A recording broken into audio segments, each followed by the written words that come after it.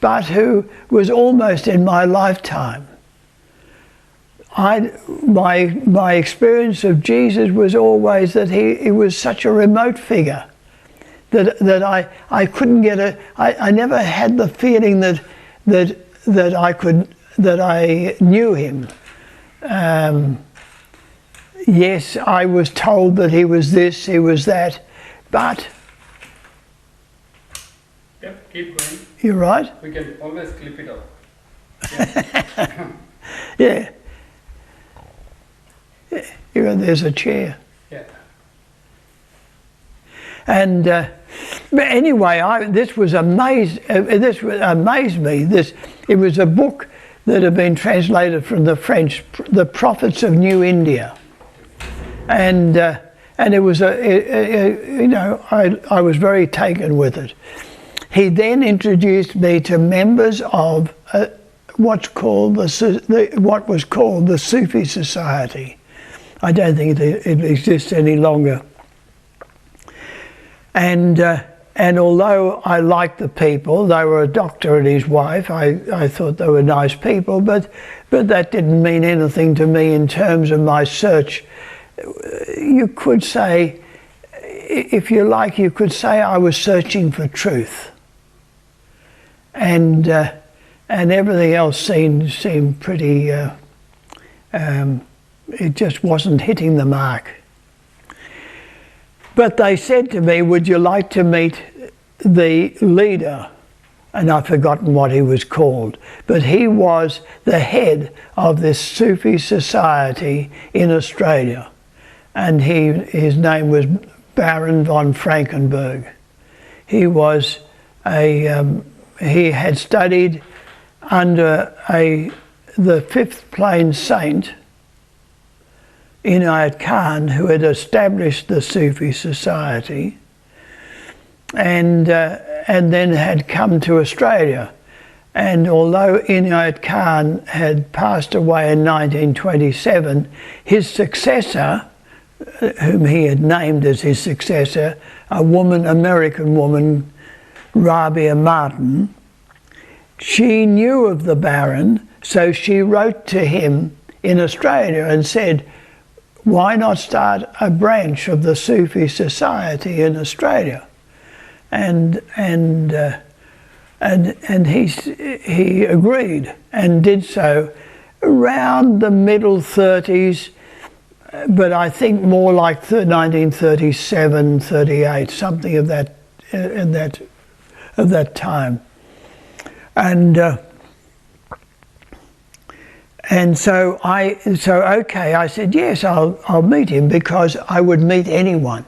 I would read anything that was given to me. I'd meet anyone in my search for an answer to why I should continue studying psychology. In other words, if I was going to end up as a psychologist, I needed to know what it was about in a greater depth than I was being given at the university.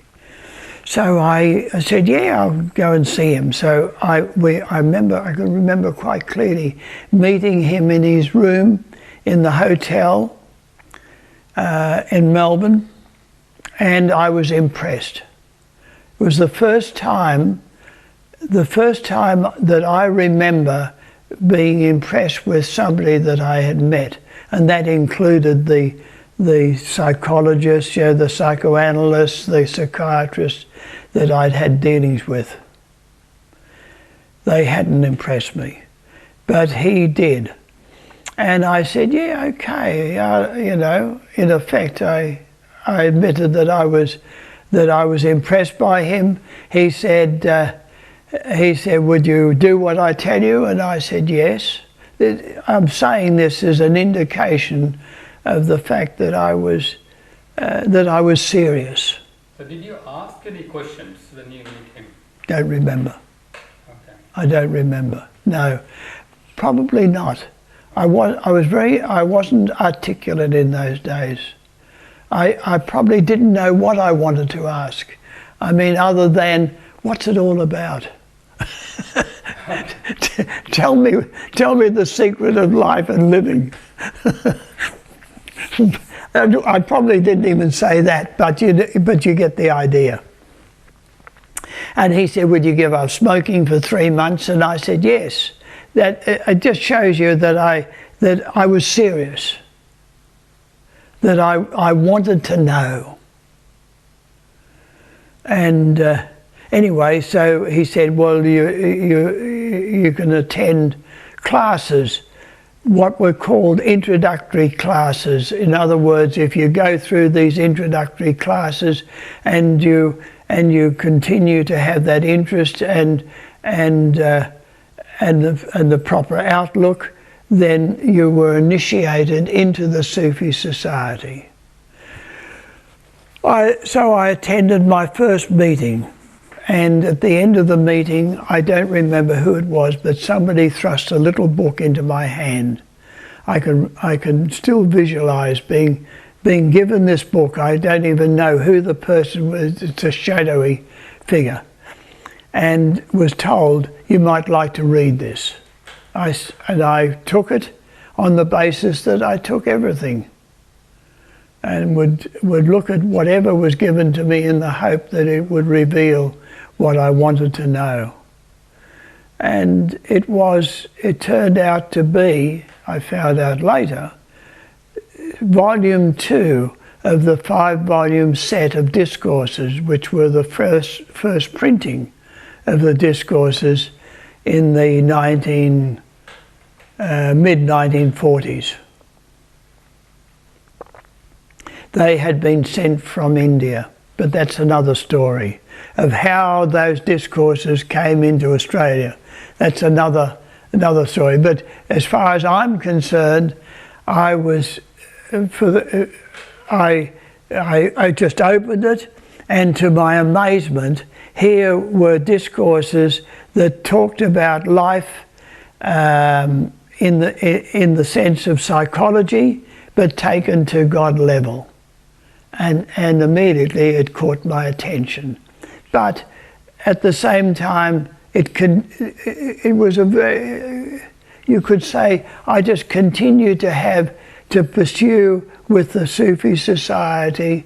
I attended meetings, and I don't honestly remember any significant change until Francis Brabazon, who was regarded as the successor to the Baron.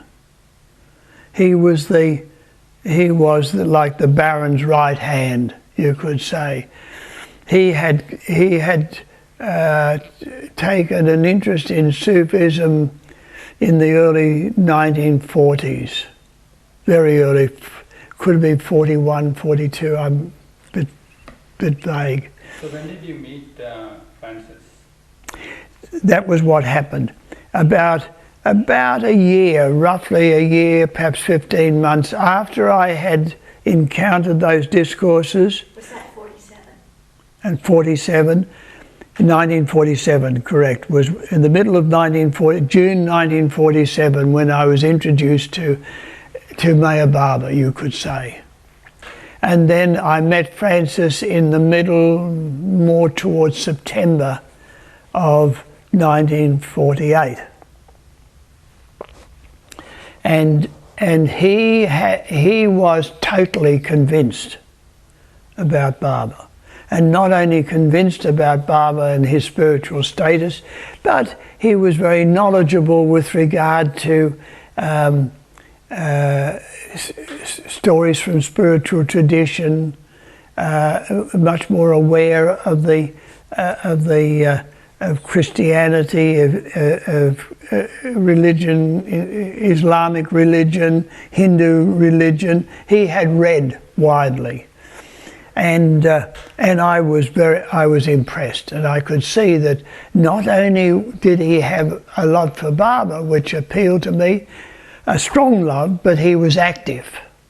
He was sort of... Can you explain, Bill, about how those days Sufism and Meher Baba are actually interlinked? because Yeah.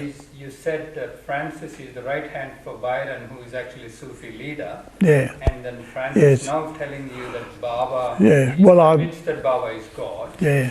Could you please just explain that? Yeah.